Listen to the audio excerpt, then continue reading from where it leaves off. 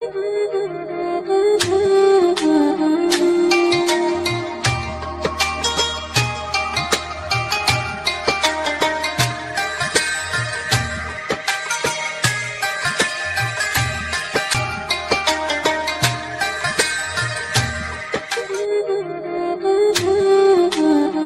اللہ الرحمن الرحیم۔ رمضان المبارک کی راتوں میں قیام۔ رسول اللہ صلی اللہ علیہ وسلم کا ارشاد ہے کہ اللہ تعالیٰ نے رمضان کے روزوں کو فرض فرمایا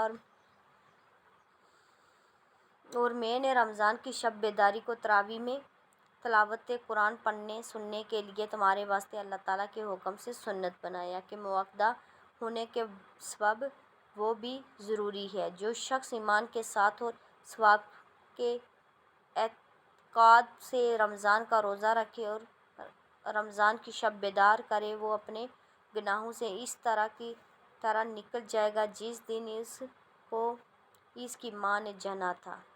اعتکاف۔ حدیث صحیحہ میں منقول ہے کہ جب رمضان مبارک کا آخری عشرہ آتا ہے تو نبی کریم صلی اللہ علیہ وسلم کے لیے مسجد میں ایک جگہ مخصوص کر دی جاتی ہے اور وہاں کوئی پردہ یا چٹائی وغیرہ ڈال دیا جاتا یا کوئی چھوٹا سا خیمہ نصب ہوتا۔ رمضان مبارک کی 20ویں تاریخ کو فجر کی نماز کے لیے آپ مسجد میں تشریف لے جاتے تھے اور عید کا چاند دیکھ کر وہاں سے باہر تشریف لاتے تھے۔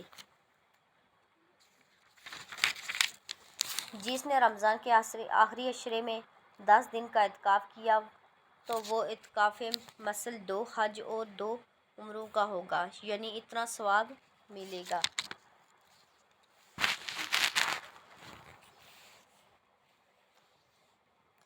مستحبات اعتکاف: نیک اور اچھی باتیں کرنا، قرآن شریف کی تلاوت کرنا، درود شریف کا ورد کرنا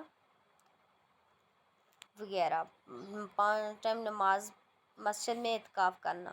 حضرت عائشہ رضی اللہ تعالیٰ عنہ سے مروی ہے کہ فرمایا کہ معتکف کے لیے شرعی دستور و ضابطہ یہ ہے کہ نہ وہ مریض کی عیادت کی جائے اور نہ نماز جنازہ میں شرکت کے لیے باہر نکلے، نہ عورت سے مقابلت کرے اور اپنی ضرورتوں کے لیے بھی مسجد سے باہر نہ جائے سوائے ایک حوائج کے جو بالکل ناگزیر ہے، جیسے رفع حاجت، پیشاب یا پخانے وغیرہ۔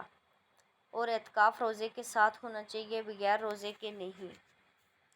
میرے اس چینل کو سبسکرائب کریں اور بیل آئیکن کا بٹن پریس کریں۔